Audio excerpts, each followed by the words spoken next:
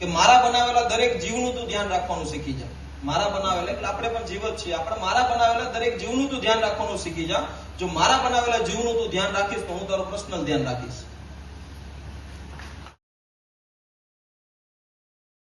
કેમ કે આપણી બધી ભૂલો એને ખબર હોય, પણ આ તો મારી સિક્રેટ હતી એટલે હું કહી દઉં. અચ્છા,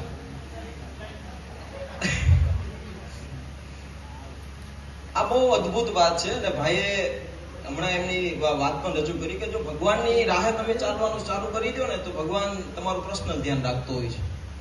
અને ખૂબ સરસ એમની રજૂઆત એમને કરી.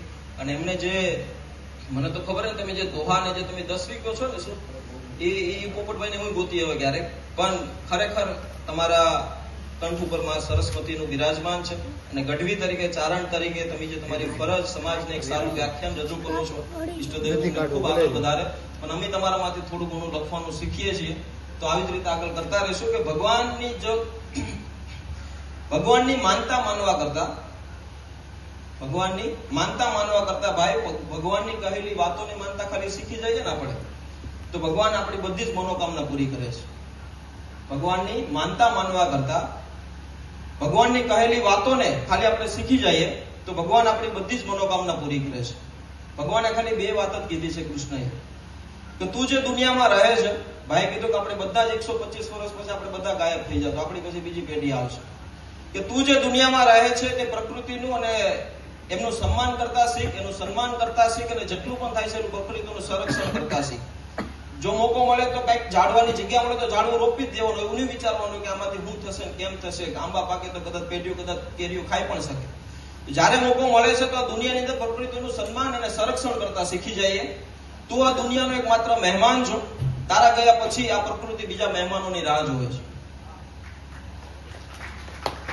જેટલું પણ બની શકે તો આપણે બધા લોકો પ્રકૃતિનું ધ્યાન રાખશું. આપણે કંઈક ને કંઈક આપણા પૂરતી જ દોડીએ છીએ કે ભાઈ મારું થઈ જાય, મારા છોકરાનું થઈ જાય, મારા પરિવારનું થઈ જાય, પછી આપણા દુનિયાની અંદર આપણે બહાર સમાન થઈ જતા હોઈએ છીએ. પણ જયારે આપણે પ્રકૃતિનું ધ્યાન રાખીએ, કંઈક ને કંઈક જગ્યા મળે છે તો એક બે ઝાડવા રોપી દઈએ તો કંઈક ને કંઈક આવનારી પેઢીને બહુ નવું કામ લાગી શકતું હોય છે. તો આપણે પ્રકૃતિનું બધા લોકો ધ્યાન રાખતા થઈ જાય.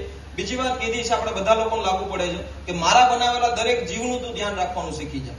મારા બનાવેલા એટલે આપણે પણ જીવ જ છીએ. આપણે મારા બનાવેલા દરેક જીવનું તું ધ્યાન રાખવાનું શીખી જા. જો મારા બનાવેલા જીવનું તું ધ્યાન રાખીશ તો હું તારું પર્સનલ ધ્યાન રાખીશ. એટલે આ 2 શબ્દો જ ખાલી જીવનમાં આપણે ઉતારી દઈએ, દરેક જીવનું ધ્યાન રાખતા શીખી જઈએ તો ભગવાન આપણું પર્સનલ ધ્યાન રાખતો હોય છે. અને એનું જીવતું જાગતું ઉદાહરણ તમારી સામે ઊભું છે. મારા ગુસ્સામાં મારે પાછું બહુ અદ્ભુત સ્નેહ છે અને એની પાસે જયારે 2 મિનિટ મને બેહવાનો મોકો મળે તો હું એમ જ કહું મામા કંઈક એવું કંઈક કહો જેથી મને ઉર્જા મળે. એટલે એમના કહેલા શબ્દો મને ઘણી બધી ઉર્જા આપતું હોય છે અને ઘણી બધી રીતે આગળ પ્રેરણા આપતું હોય છે. તો બસ આવી જ રીતે આપણે બધા લોકો સાથે મળીને સારું કામ કરતા રહીએ. આવા સારા કામથી જ લોકોની અંદર સારી સુવાસ ભળતી હોય છે. બધા લોકો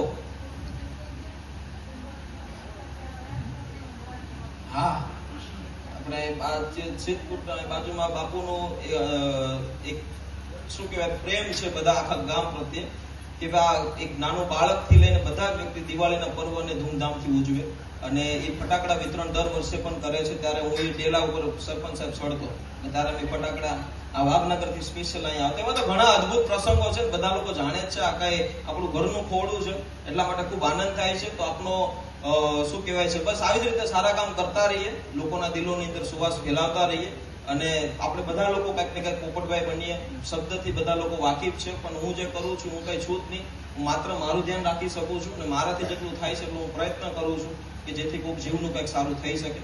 અને આવી જ રીતે સારા કામ બધા લોકો વિનુભાઈ, નિલેશભાઈ, વિપુલભાઈ, પછી અમારા ભાવેશભાઈ, ચેતનભાઈ, આ અમારું આખું મોહાળોનું જે અમારું મામા મોહાળોનું એક આખું વોટ્સઅપ ગ્રુપ છે જેની અંદર કંઈક ને કંઈક એક્ટિવિટી થતી રહેતી હોય નિલેશભાઈ.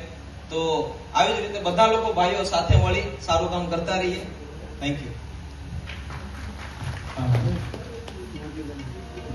તાળીઓના ગણગણાટથી ભાણાભાઈને બધો